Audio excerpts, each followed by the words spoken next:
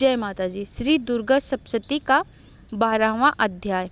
देवी बोली, देवताओं, जो एकाग्रचित होकर प्रतिदिन इन स्तुतियों से मेरा स्वतन करेगी, उसकी सारी बाधा मैं निश्चय ही दूर कर दूंगी। जो मधुकैटभ का नाश, महिषासुर का वध तथा शुंभ निशुंभ के संहार के प्रसंग का पाठ करेंगे तथा अष्टमी, चतुर्दशी और नवमी को भी एकाग्रचित होकर भक्ति पूर्वक मेरे उत्तम महात्म्य का श्रवण करेंगे, उन्हें कोई पाप छू नहीं सकेगा।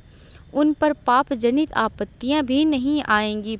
उसके घर में कोई कभी दरिद्रता नहीं होगी तथा उसको कभी प्रेमी जनों के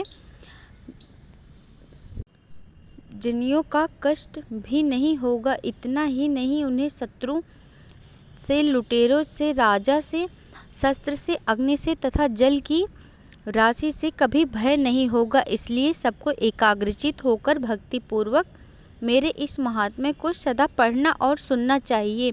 यह परम कल्याणकारक है। मेरा महात्म्य महामारी जनित समस्त उपद्रव तथा आध्यात्मिक आदि तीनों प्रकार के उत्पातों को शांत करने वाला है। मेरे जिस मंदिर में प्रतिदिन विधि पूर्वक मेरे इस महात्म्य का पाठ किया जाता है, उस स्थान को कभी नहीं छोड़ती। वहाँ सदा मेरा ही सन्निधान बना रहता है। बलिदान, पूजा, होम तथा महोत्सव के अवसरों पर मेरे इस चित्र का पूरा पाठ और श्रवण करना चाहिए। ऐसा करने पर मनुष्य विधि को जानकर या बिना जाने भी मेरे लिए जो बलि, पूजा या होम आदि करेगा, उसे मैं बड़ी प्रसन्नता के साथ ग्रहण करूँगी। शरद काल में जो वार्षिक महापूजा की जाती है, उस अवसर पर जो मेरे इस महात्म्य को भक्ति पूर्वक सुनेगा, वह मनुष्य मेरे प्रसाद से सब बाधाओं से मुक्त तथा धन, धान्य और पुत्र से संपन्न होगा। उसमें तनिक भी संदेह नहीं। मेरे इस महात्म्य, मेरे दुष्प्रभाव की सुंदर कथाएं तथा युद्ध के लिए हुए मेरे पराक्रम सुनने से मनुष्य निर्भय हो जाता है। मेरे महात्म्य का श्रवण करने वाले पुरुषों के शत्रु नष्ट हो जाते हैं, उन्हें कल्याण की प्राप्ति होती है तथा उनका कुल भी आनंदित रहता है। सर्वत्र शांति, मेरे कर्म के बुरे स्वप्न दिखाई देने तथा ग्रह जनित भयंकर पीड़ा उपस्थित होने पर जो मेरा महात्म्य श्रवण करना चाहेगा, इससे संविघ्न तथा भयंकर ग्रह पीड़ाएं शांत हो जाती हैं और मनुष्यों द्वारा देखा हुआ दुष्स्वप्न शुभ स्वप्न में परिवर्तित हो जाता है। बाल ग्रहों से आक्रांत हुए बालकों के लिए यह महात्म्य शांति है तथा मनुष्यों के संगठन में फूट होने पर यह अच्छी प्रकार मित्रता कराने वाला होता है। यह महात्म्य समस्त दुराचारियों के बल का नाश करने वाला है। इसके पाठ मात्र से राक्षसों, भूतों और पिशाचों का नाश हो जाता है। मेरा यह सब महात्म्य मेरे साम्य की प्राप्ति कराने वाला है। पशु, पुष्प, अर्घ्य, धूप, दीप, गंध आदि उत्तम सामग्रियों द्वारा पूजन करने से, ब्राह्मणों को भोजन कराने से, होम करने से, प्रतिदिन अभिषेक करने से, नाना प्रकार के अन्य भोगों का अर्पण करने से तथा दान देने आदि से 1 वर्ष तक जो मेरी आराधना की जाती है, उससे मुझे जितनी प्रसन्नता होती है, उतनी प्रसन्नता मेरे इस उत्तम चरित्र का एक बार श्रवण करने मात्र से हो जाता है। यह मेरी महात्म्य श्रवण करने पर पापों को हर लेता है और आरोग्य प्रदान करता है। मेरे प्रादुर्भाव का कीर्तन समस्त भूतों से रक्षा करता है तथा मेरा युद्ध विषयक चरित्र दुष्ट दैत्यों का संहार करने वाला है। इसके श्रवण करने पर मनुष्यों को शत्रु द्वारा भय नहीं रहता।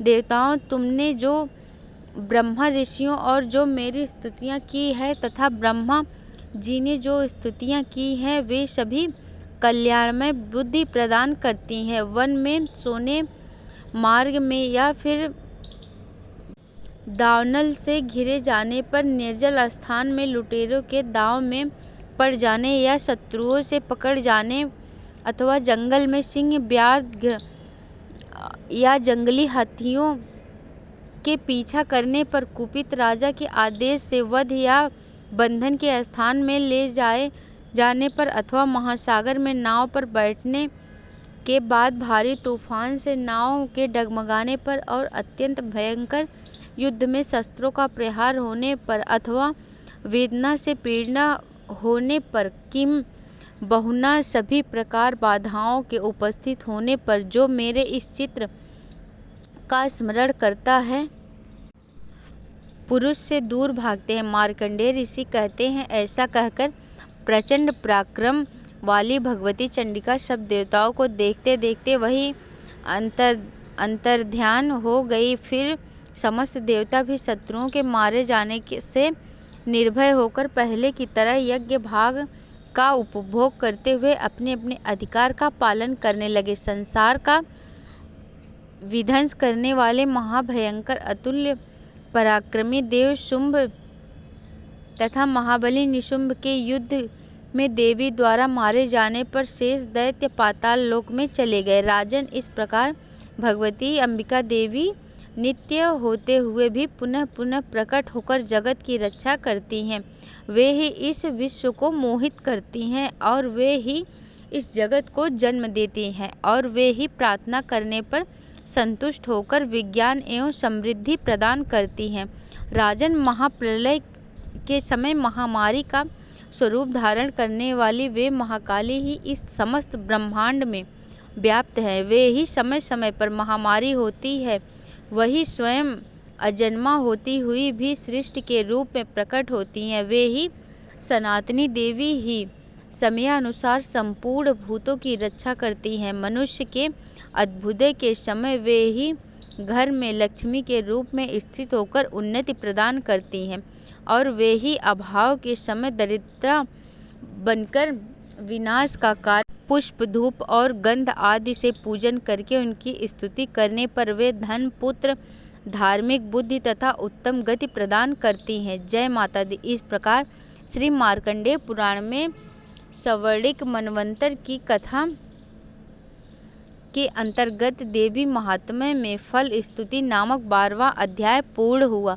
अब सुनिए 13वां अध्याय। और श्री दुर्गा सप्तशती के 13वें अध्याय में राजा सूरत और वैश्य को देवी के वरदान का वर्णन किया गया है। अध्याय प्रारंभ करने से पहले हम सब माँ दुर्गा का ध्यान करेंगे, जो उदय काल के सूर्य मंडल की सी कांत धारण करने वाले हैं, जिनकी 4 भुजाएं और 3 नेत्र हैं तथा जो अपने हाथों में 5 अंकुश, वर एवं अभय की मुद्रा धारण किए रहती हैं। उन शिवा देवी का मैं ध्यान करती हूँ। मार्कंडेय ऋषि कहते हैं, राजन, इस प्रकार मैंने तुमसे देवी के उत्तम महात्म्य का वर्णन किया, जो इस जगत को धारण करती हैं। उन देवी का ऐसा ही प्रभाव है, वे ही विद्या उत्पन्न करती हैं। भगवान विष्णु की माया स्वरूपा उन भगवती के द्वारा ही तुम यह वैश्य तथा अन्यान्य विवेकी जन मोहित होते हैं। मोहित होते हुए और आगे भी मोहित होंगे। महाराज, तुम उन्हीं परमेश्वरी की शरण में जाओ। आराधना करने पर वे मनुष्यों को भोग, स्वर्ग तथा मोक्ष प्रदान करती हैं। मार्कंडेय जी कहते हैं, मेधा मुनि के यह वचन सुनकर सूरत ने उत्तम व्रत का पालन करने वाले उन महाभाष महर्षि को प्रणाम किया। वे अत्यंत ममता और राज्य पर अपहरण से बहुत खिन्न हो चुके थे। महामुनि इसलिए विरक्त होकर वे राजा तथा वैश्य तत्काल तपस्या को चले गए और वे अम्बे के दर्शन के लिए नदी के तट पर रहकर तपस्या करने लगे। वे वैश्य उत्तम देवी की सूक्त का जप करते हुए तथा तपस्या में प्रवृत्त हुए थे। दोनों नदी के तट पर देवी की मिट्टी की मूर्ति बनाकर पुष्प, धूप और हवन आदि के द्वारा उनकी आराधना करने लगे। उन्होंने पहले तो धीरे धीरे आहार को कम किया, फिर बिल्कुल निराहार रहकर देवी को मन से मन लगाए एकाग्रता पूर्वक उनका चिंतन आरंभ किया। वे दोनों अपने शरीर के रक्त से प्रोच्छिदित बलि देते हुए लगातार 3 वर्ष तक संयम पूर्वक आराधना करते रहे। इस प्रकार प्रसन्न होकर जगत को धारण करने वाली चंडिका देवी ने प्रत्यक्ष दर्शन देकर कहा। देवी बोली, राजन, तथा अपने कुल को आनंदित करने वाले। वैश्य, तुम लोग जिस वस्तु की अभिलाषा रखते हो वह मुझसे मांगो, मैं संतुष्ट हूँ, इसलिए तुम्हें सब कुछ दूंगी। मार्कंडेय जी कहते हैं, तब राजा ने दूसरे जन्म में नष्ट न होने वाला राज्य मांगा तथा इस जन्म में भी शत्रुओं की सेना को बलपूर्वक नष्ट करके पुनः अपना राज्य प्राप्त कर लेने का वरदान मांगा।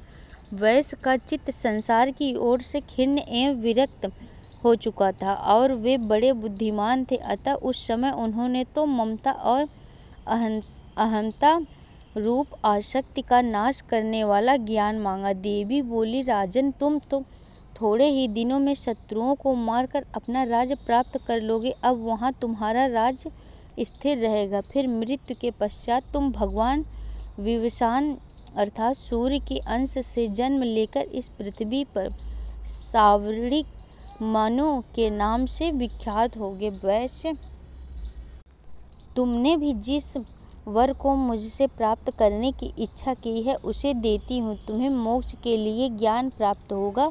मार्कंडेय जी कहते हैं, इस प्रकार उन दोनों को मनवांछित वर देकर तथा वहाँ उनके द्वारा भक्तिपूर्वक अपनी स्तुति सुनकर अंबिका देवी तत्काल अंतर्ध्यान हो गई। इस तरह देवी से वरदान पाकर क्षत्रियों में श्रेष्ठ सूर्य से जन्म ले सावड़ी नामक मनु होंगे। जय माता दी।